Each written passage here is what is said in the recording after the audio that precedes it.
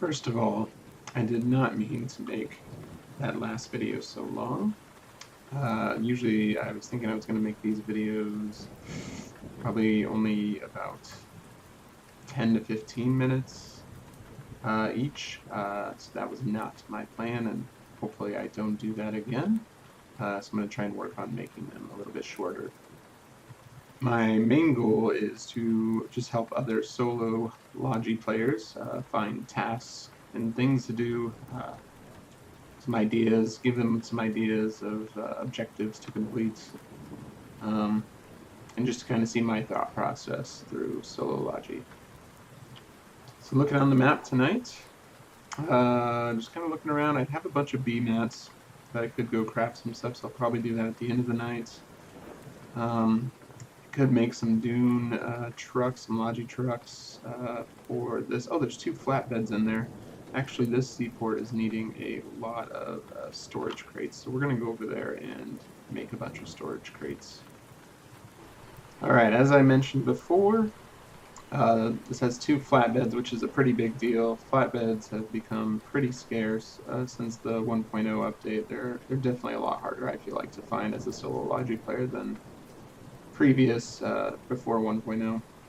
But yeah, the seaport's backline doesn't have a lot of shipping containers for all its resources. So what you want to do is get a flatbed, and we'll go use some of my VMATs. We only have to fill this gas up a little bit, and then we'll just make a bunch of shipping containers and leave them for the public to use. Looks like we're going to have to wait in line for this pallet, but that's okay.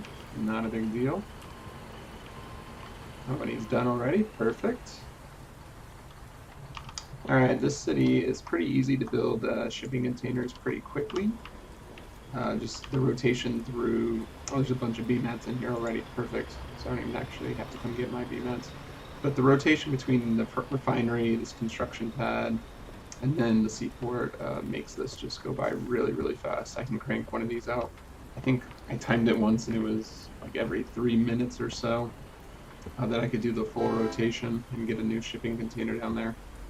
I feel like it's pretty important to keep shipping containers high in the seaports and freighters, especially in the back line, to keep those materials moving forward.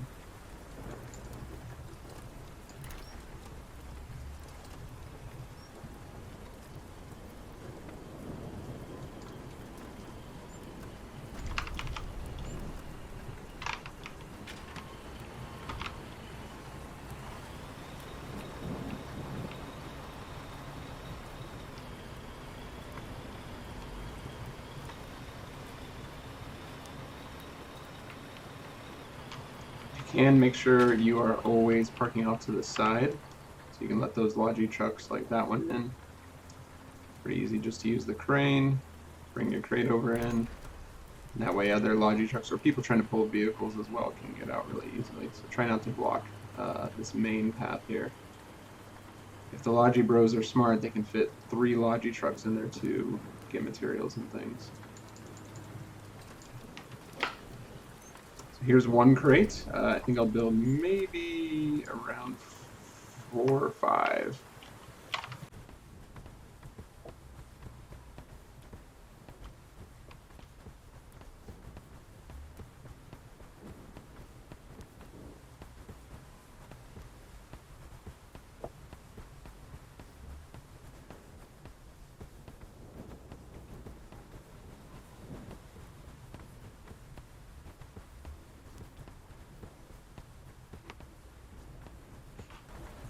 Alright, our second crate here is done. You might be asking, Rob, why don't you use an MPF or a massive production factory? Because usually I let massive production factories stay for the clan man. They use those a lot more effectively.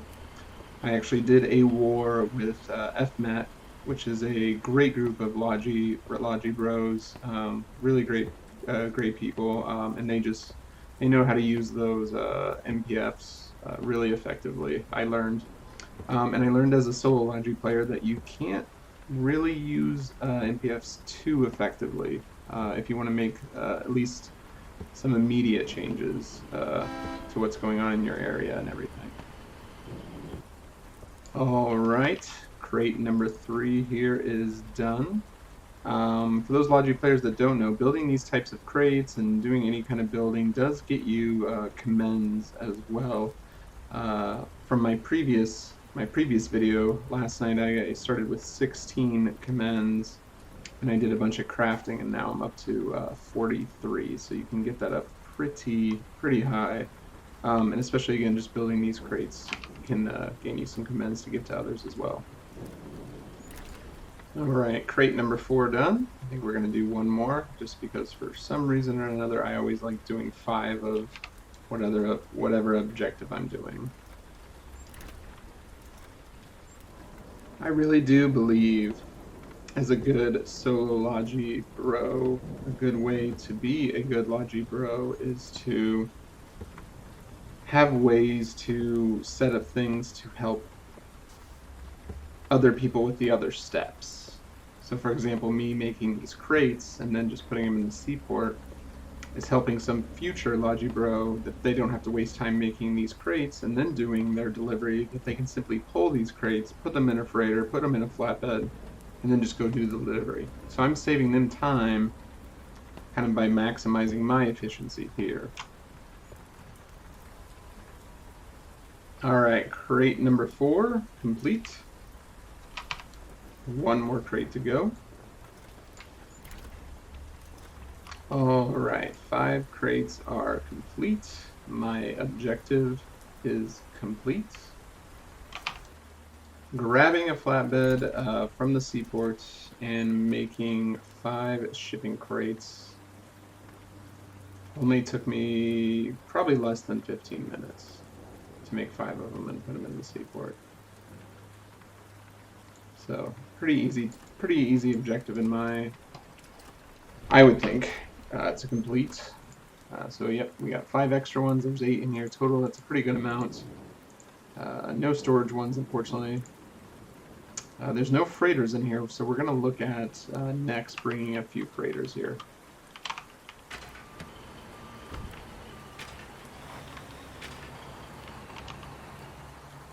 Always make sure you return the flatbed.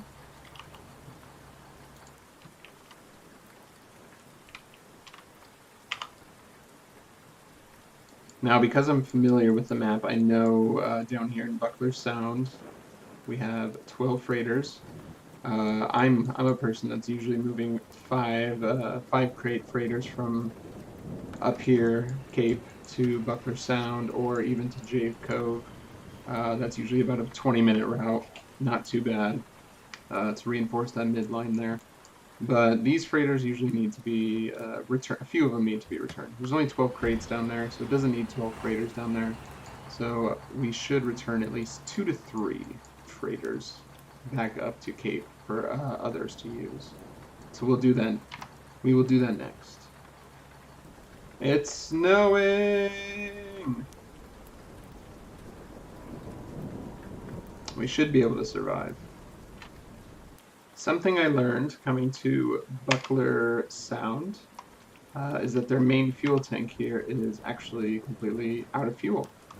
We'll need this. It's pretty important for bringing the freighters back. We don't need to put a lot of fuel in the freighters, but it'll be pretty important for this to at least have a little bit of fuel in it. So we're going to do a little bit of a side mission and bring this fuel tank some fuel.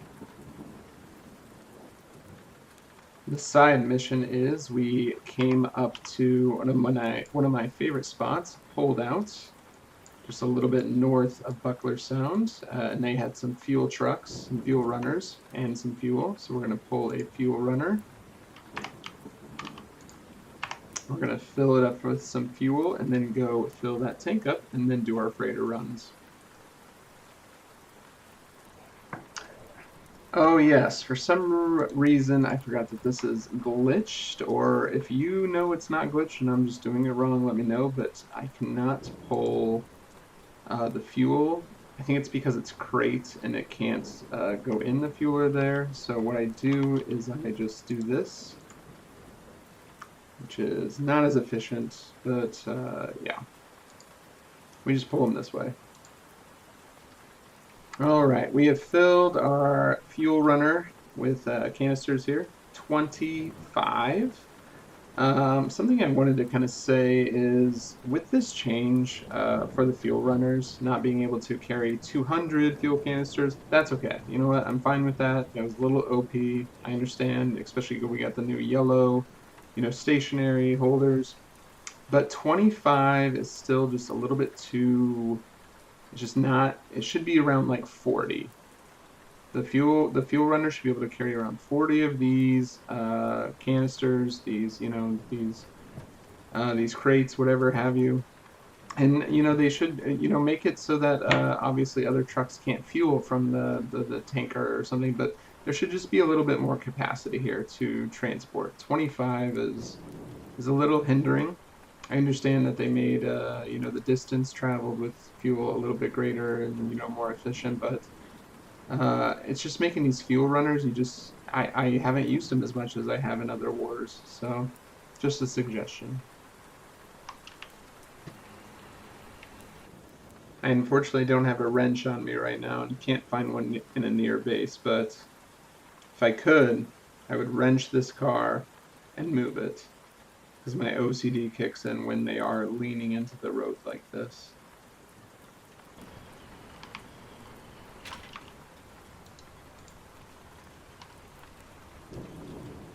All right, side quest completed. We were able to put 25 fuel tanks here. And now we can get back to our original quest of returning some freighters. And we even helped this tank bro here out.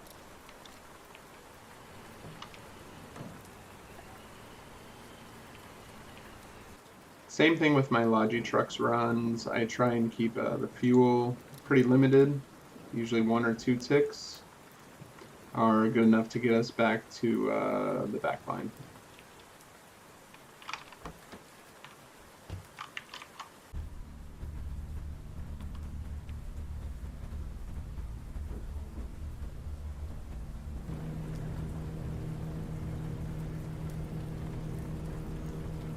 So this is freighter number 1, coming from Buckler Sound to Cape. So not a long distance. The whole pulling of the freighter, fueling it with a little fuel, driving it back up here is a little less than 8 minutes.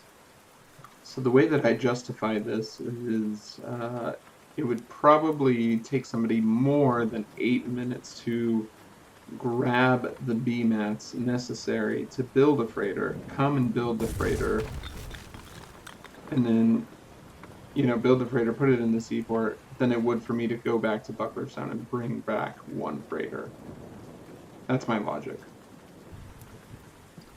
All right, I feel like bringing 2 freighters back tonight is enough. I'll probably look for my next task. 2 freighters is good here. There's still not a lot of shipping containers, so they can't fill the freighters up fully anyways. There's only 8, so yeah, 2 freighters was enough. So what I'm seeing on the map here is something I can respond to right away.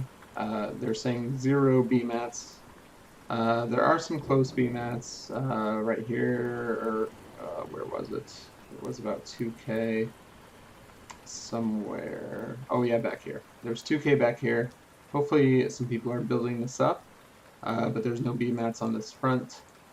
We do have a storage depot back here with a dune truck and some BMATs, so I can easily spawn here, get the dune truck, and put the BMATs in it and move them up here. So I will make that my next task, and then assess the situation from there. Is this any of your guys' truck? Good Not question. mine. It's just full of crates, so I was just wondering, maybe somebody DC'd? A bunch of people DC'd at the border. Oh, yeah, okay. I don't know, I was just gonna move it out of the way. I would just take it down, like, to Westgate Keep, to be honest. Okay.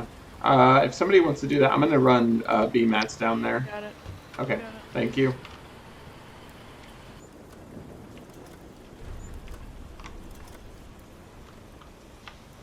Are you gathering Scroop on this front line? I am, yes. You're a beast. It means I don't have to fight anyone over the mines. It's great. I highly recommend. Especially seeing as, oh, you can't do that. Oh, I I better just give did you it. that. I think it's impressive. I think it's very impressive. So a lot of these vehicles are locked near the storage depot here, so we're going to unlock them and store them so other Logi bros can kind of see that these vehicles appear to be used as well. I found a truck with full fuel. Normally I don't do this, but I put it near the most basic spawn for somebody else to take. Just because it is full of fuel, and I kind of do hate storing Logi trucks that are full fuel. We grabbed full B mats from the storage unit here. They do have quite a bit, so, and this is near the front line, so we are going to find the proper base to bring it to. The resources here are spread pretty thin. The keep here is probably going to be the best one to bring the B mats to. Compared to the relic base, there's just there's not a lot of spawn points or anything. The keep's probably just going to be the better one. There's already 2K B mats at this bunker, so we're gonna aim for the keep here. Keep was incredibly hard to get to. That's gonna wrap it up for me. I hope I made this video of episode 2 shorter. This is still a very much work in progress. Again, just trying to help solo Logi bros kind of find purpose and a task, and I just like recording these. It's just kind of fun. So, thanks for watching. Cheers.